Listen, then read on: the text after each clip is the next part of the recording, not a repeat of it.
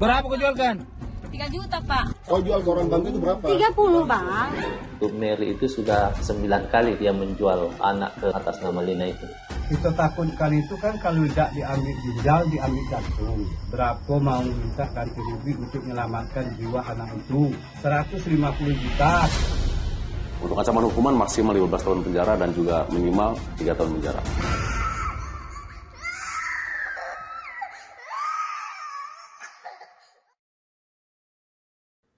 Kasus penculikan sekaligus perdagangan anak menimpa satu keluarga di Makassar, Sulawesi Selatan.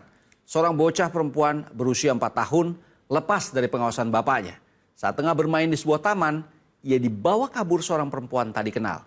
Ini ternyata bukan penculikan biasa. Bocah perempuan ini ternyata dijual berulang kali dengan nilai mencapai 80 juta rupiah. Setelah berpindah tangan beberapa kali serta dibawa ke sejumlah provinsi, terdeteksi bocah ini ada di suatu wilayah suku anak dalam di Provinsi Jambi.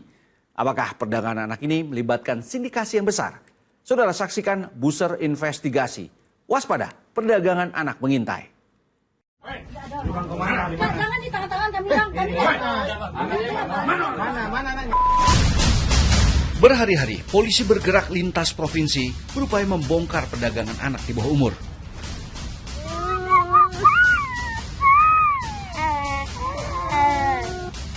Bocah perempuan berusia 4 tahun itu akhirnya ditemukan di tempat bermukimnya suku anak dalam Jambi. Saat mobil tim Jatan Ras memasuki halaman Polrestabes Makassar, keluarga BR menyambut dengan sukacita. Ayah korban Dwi Nurmas jadi orang paling berbahagia hari itu. Buah hati tercinta telah kembali ke pelukan.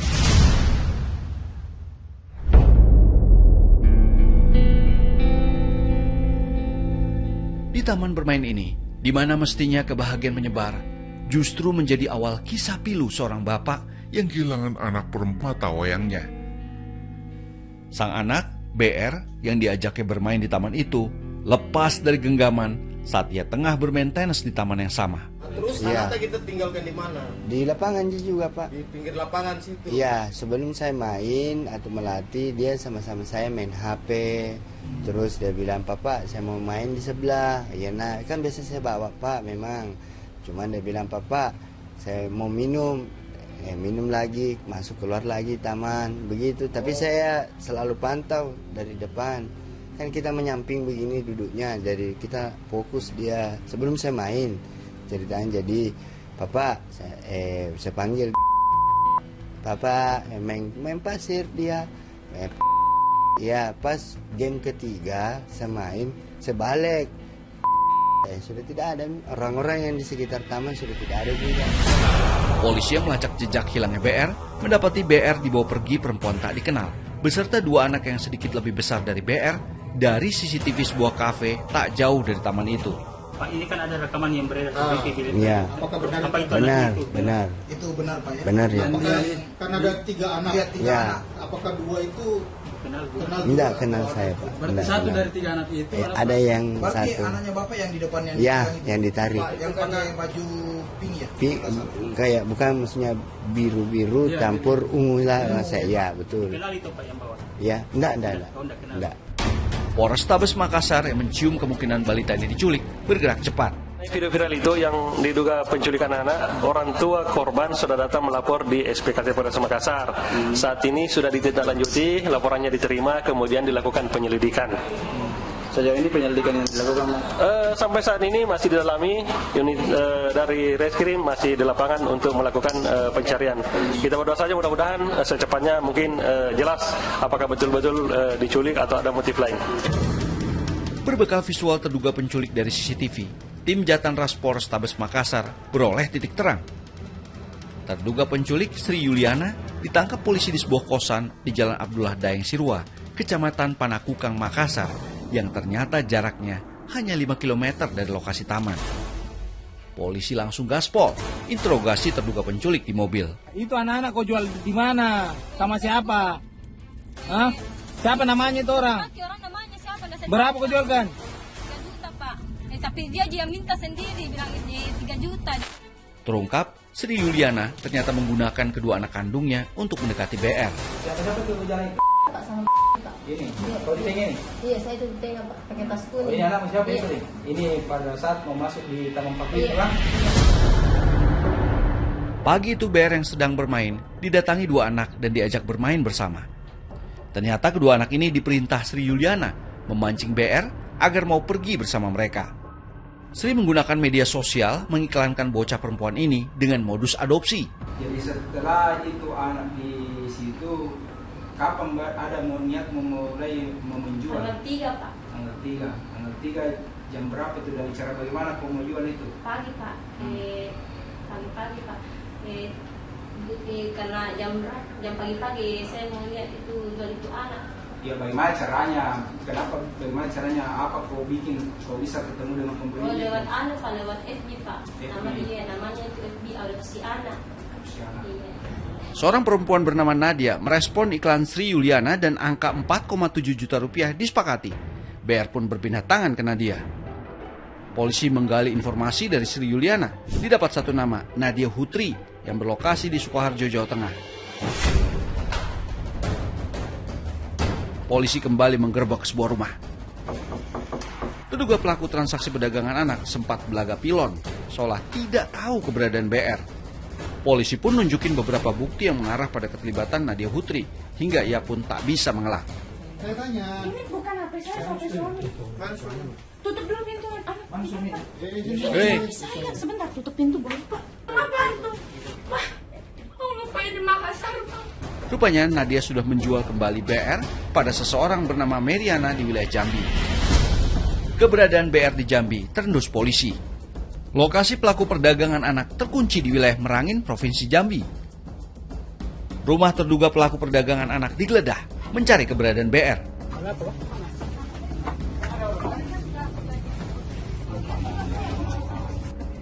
Meriana sempat mengaku kalau ia hanya mengadopsi BR, tapi dengan memberi imbalan pada Nadia.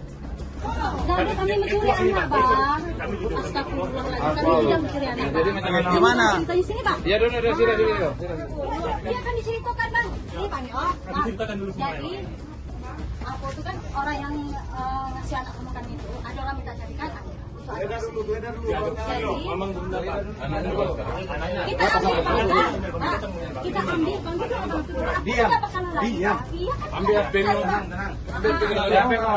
di bangku. Kau jual ke orang bangku itu berapa? 30, Bang. Di mana? Ada di bangku, Bang. Di bangku. Di bagian mana? Dari sini. Siapa taruh nama siapa di sana? Ada. Itu Bang langsung di sana. Iya, Bang, tapi jujur, Bang, demi Allah, demi Rasulullah, saya Tahu dari Makassar. Iya, Bang. Minta maaf kami, Bang. Kami tidak tahu, Bang. Kami mau ambil anak itu, Bang. Kami mau ambil anak itu. Aman, Bang. Sayangnya bocah malang ini sudah kembali berpindah tangan. Polisi mendalami pengakuan Pak Sutri Adit dan Meriana seputar jual beli balita yang mereka lakukan. Ternyata perjalanan perdagangan anak ini belum usai. Satu nama lagi yang membeli bocah perempuan ini mencuat, dan yang cukup mengejutkan, pembelinya menetap di wilayah suku Anak Dalam. Polres Makassar bersama Polda Jambi, Dinas Sosial dan Polres Merangin malam itu langsung meluncur ke suatu lokasi di kawasan suku Anak Dalam.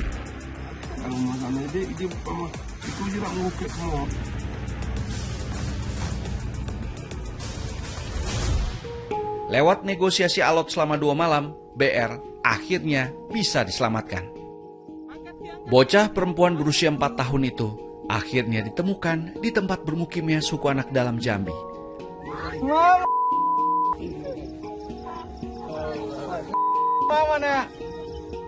Lega dan bahagia, itu yang terpancar di wajah para petugas setelah berhasil menemukan dan membebaskan BR.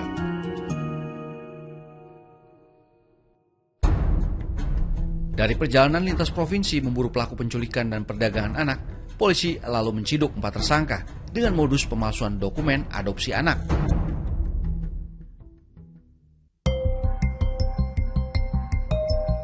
Seorang tokoh adat mengisahkan bagaimana keluarga dari suku Anak Dalam bisa terlibat di proses jual beli anak ini. Anak itu awal pertama itu suruh diganti rugi untuk menyelamatkan jiwa anak itu. Nanti kalau dijual di di lain daerah atau di luar, kita takutkan itu kan kalau tidak diambil ginjal, diambil jantung. Nanti kalau dijual di luar, tetap tidak ada balik lagi ke Makassar. Berapa mau minta ganti rugi untuk menyelamatkan jiwa anak itu? 150 juta kata dia kan. Bertahan kami tidak akan memenuhi itu. Katanya itu 100 juta tidak akan mentok lagi, tidak bisa turun, tidak bisa naik. Batas itulah kata dia. Pas kami di situ, anak itu nangis meluk bapaknya tuh, aku tidak mau ikut, aku tidak mau ikut. Macam mana Pak? Anaknya itu tidak bisa dipisahkan. Ya Pak kesel baiklah katanya. Kesel, kami kesel lah. Jadi suku anak dalam itu percaya pada materai itu, percaya pada surat itu. Memang dia tidak bisa tulis baca Pak. Tapi dia yakin daripada dilempar jauh, lebih baik kami yang rawat. Sementara itu, kondisi kejiwaan BR pasca penculikan dan menjadi korban perdagangan anak perlu mendapatkan penanganan yang serius agar trauma sang bocah tidak berkepanjangan. Untuk BR sendiri kita laksanakan trauma healing, ya. Kita intensif melakukan komunikasi baik dengan psikologi, kemudian juga UPTD anak dan juga oleh psikologi Polda. Sekalian di sana juga dengan pendampingan psikologi dan bagaimana untuk anak-anak tersebut tetap mendapatkan haknya untuk akses terhadap pendidikan. Semuanya sama, baik terhadap Undang-Undang Perlindungan Anak maupun terhadap Undang-Undang TPPO. Untuk ancaman hukuman maksimal 15 tahun penjara dan juga minimal 3 tahun penjara. Jadi kalau misalkan adopsi, sunat-sunat adopsi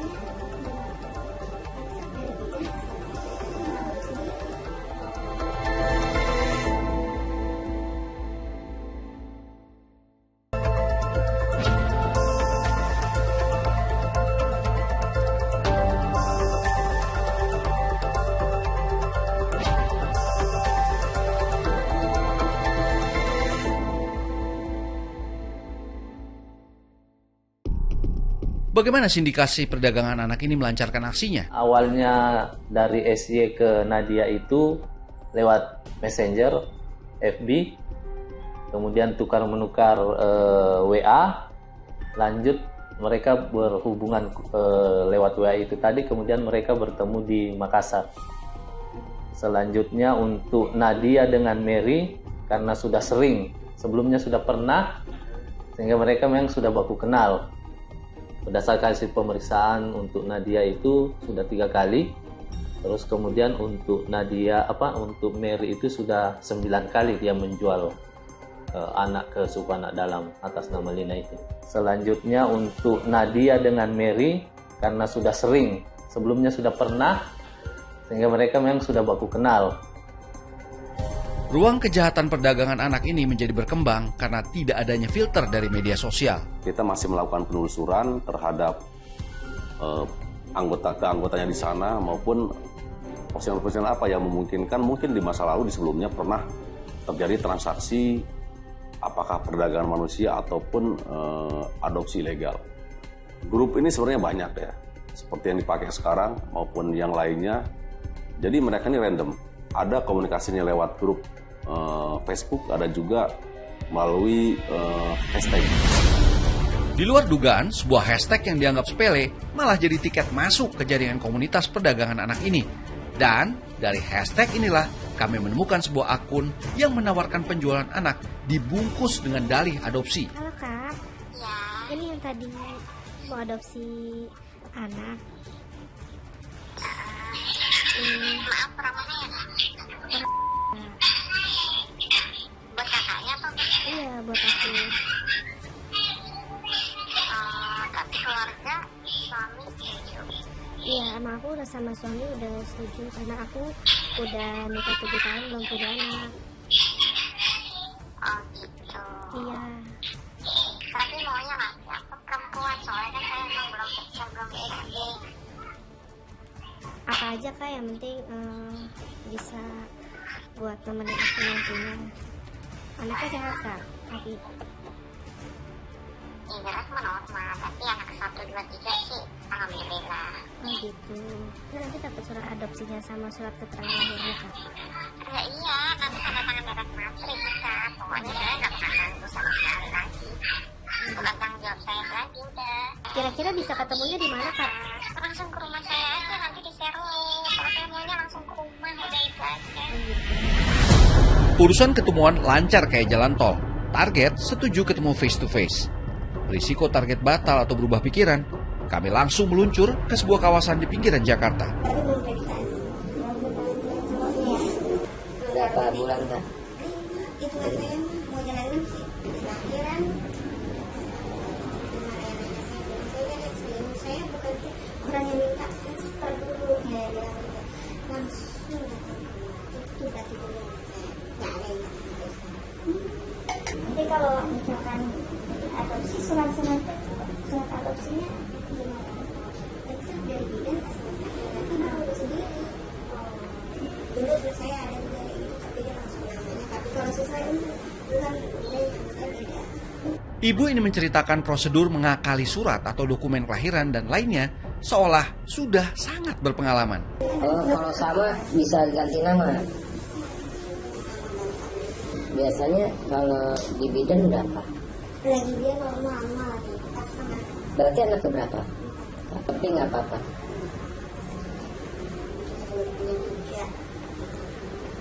Nanti dari perawatan baru 5 bulan sampai melahirkan kita yang nanggung.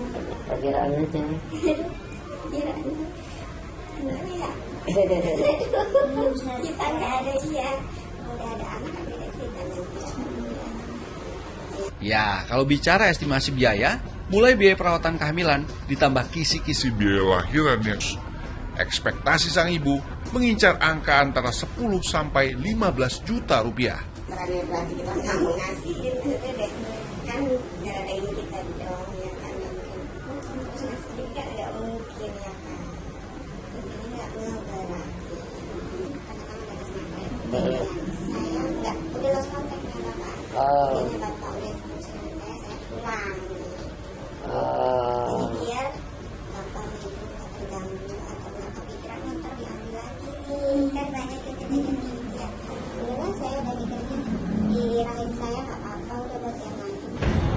Kisah sang ibu tadi membuat kami bertanya-tanya, apakah ini faktor ekonomi atau sudah terbiasa? Kalau motif utama sampai saat ini masih motif ekonomi, gitu ya. Motif ekonomi itu artinya karena manusia pada saat ini, terutama anak-anak, dipandang sebagai komoditas, di mana harganya mahal dengan perdagangan yang sangat-sangat mudah. Nah, faktor ekonomi itu biasanya ada 3 jenis. Yang pertama untuk ditebus, yang kedua untuk eksploitasi tenaga, yang ketiga untuk perdagangan. Yang kedua, predatorisme. Predatorisme itu biasanya menyasar anak usia 0 sampai 5 tahun. Di mana anak usia segitu itu paling mudah diganti identitasnya. Dari beberapa kejahatan, ini termasuk dalam extraordinary crime. Kasus ini memberikan pelajaran berharga buat semua orang tua agar tidak lalai dalam menjaga dan mengawasi buah hatinya. Karena kejahatan perdagangan anak bisa menimpa siapapun dan tidak pandang bulu. Saudara, Buser Investigasi kami akhiri sampai di sini. Saya Joy Astro. Thanks for watching. I'll see you around.